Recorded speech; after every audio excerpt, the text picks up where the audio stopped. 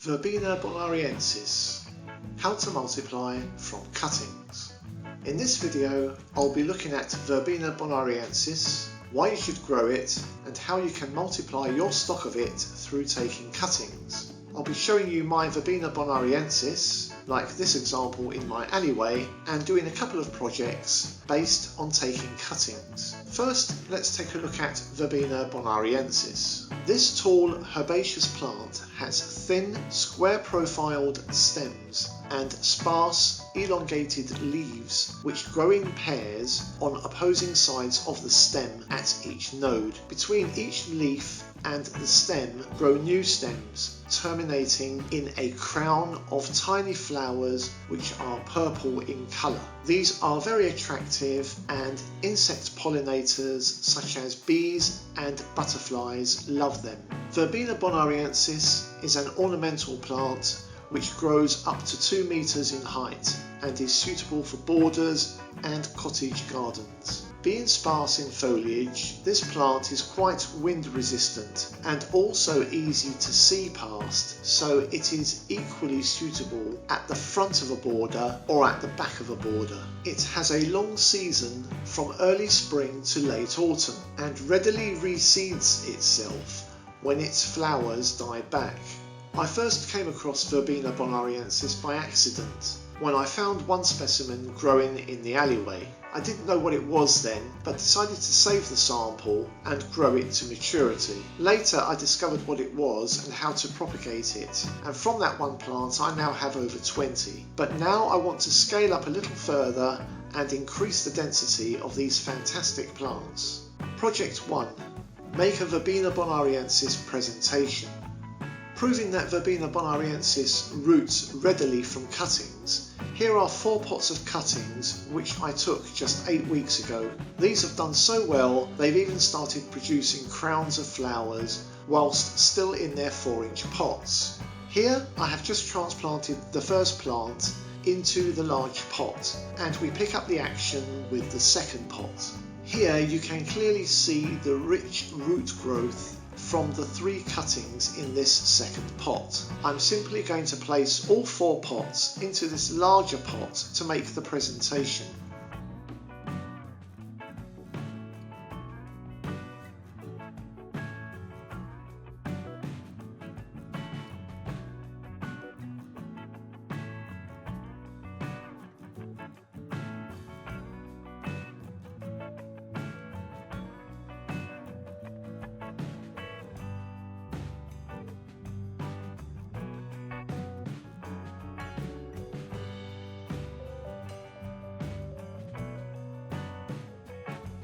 Moving on to the third pot, this had 3 cuttings in it, but as you can see, one didn't make it. However, the other 2 are fine and have rooted well.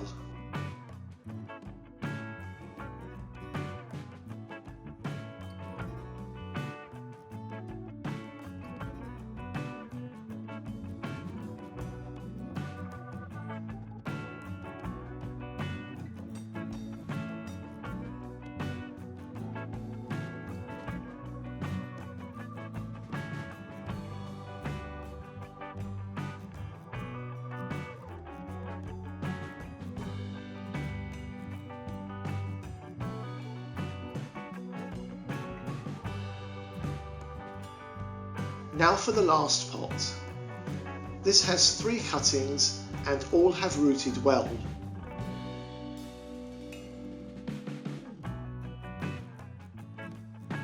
The soil is very dry, but this has not affected them.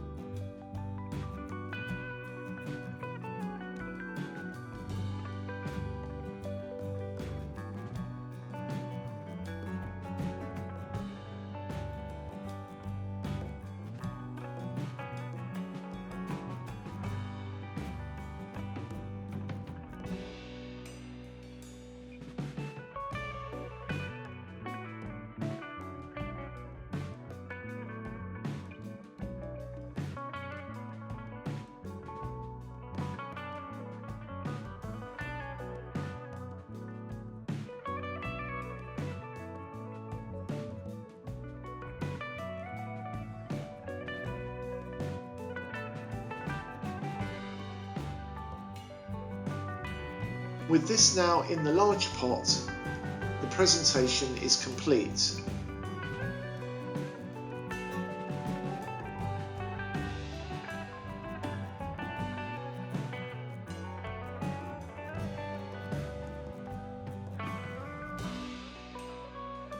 The presentation has 9 Verbena bonariensis stems.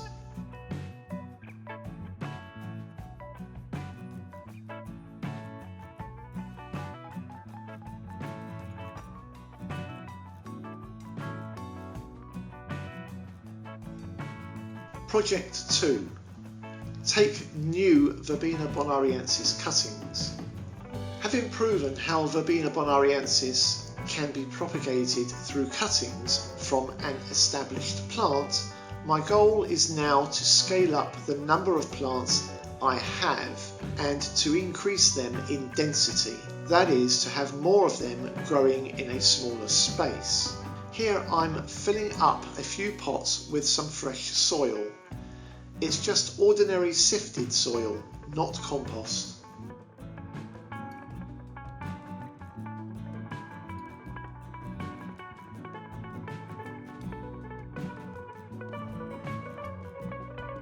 Now, in order to take these cuttings, I need to have some established plants. So I'm going to use 2 that I have had growing in buckets in my front garden. These are now pretty old and reaching the end of their life, but they have enough good material for this project for me to try with. I'll be using the whole of the 2 plants, not just the new shoots.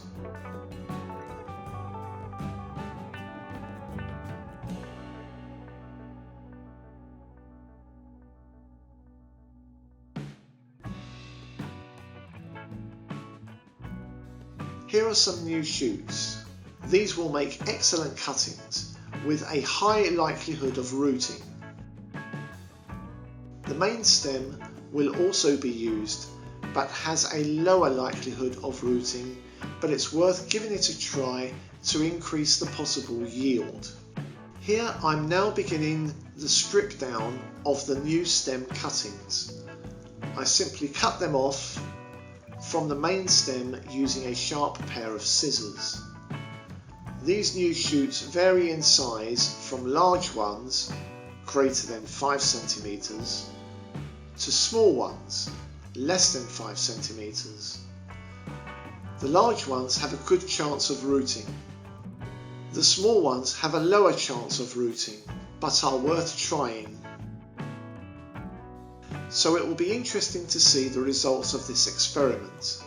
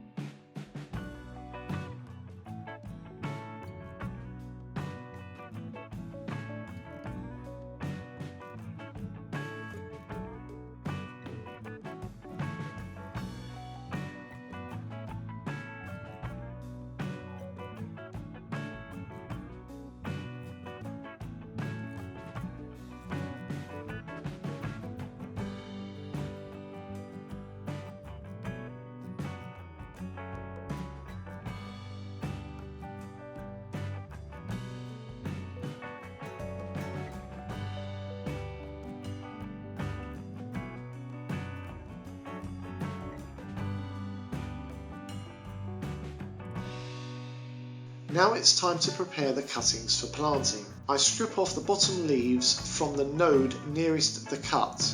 If the cutting is over 5 cm but still young enough that the second node would fit below the surface of the soil, I also take off the second node's leaves and stick the cutting down to this second node.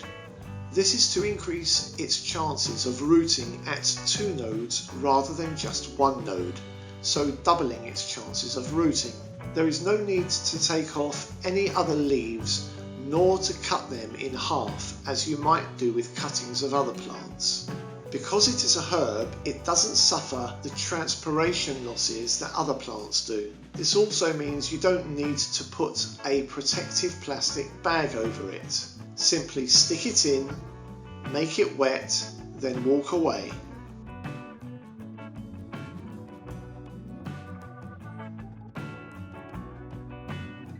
Here I'm doing the process in a slightly different order to make it clearer.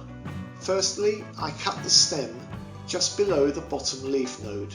The bottom leaf node is where the first root will emerge from, but you mustn't cut too close to it, so I leave at least 5 mm. I then tear off the bottom 2 leaves. You can be quite rough with this. I then took off the next pair of leaves as the gap between the nodes was small enough for the second node to be below the soil surface. I then stick the cutting in the soil in the pot.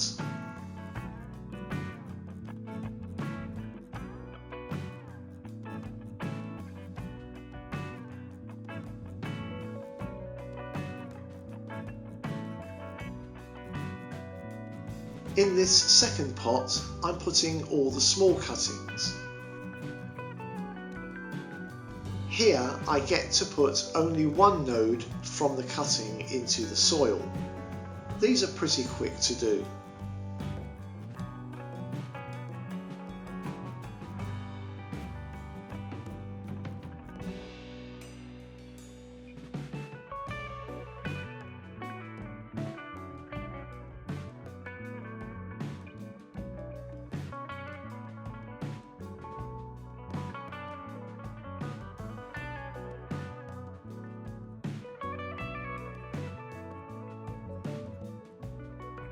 In this pot, this cutting terminates in the flower crown, and this is treated in the same way, with the addition of cutting the flower crown off.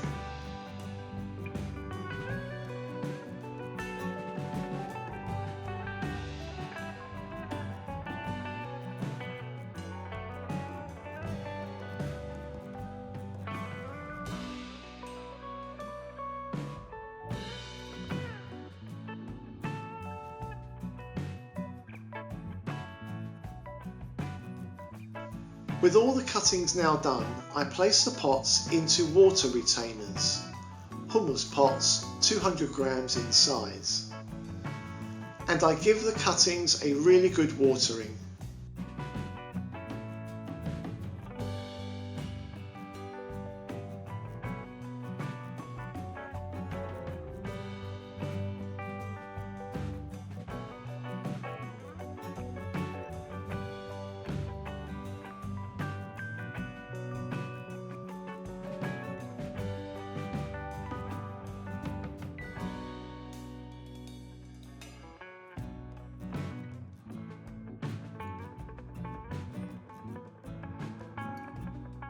All that remains to do now is to put the pots into the mini greenhouse.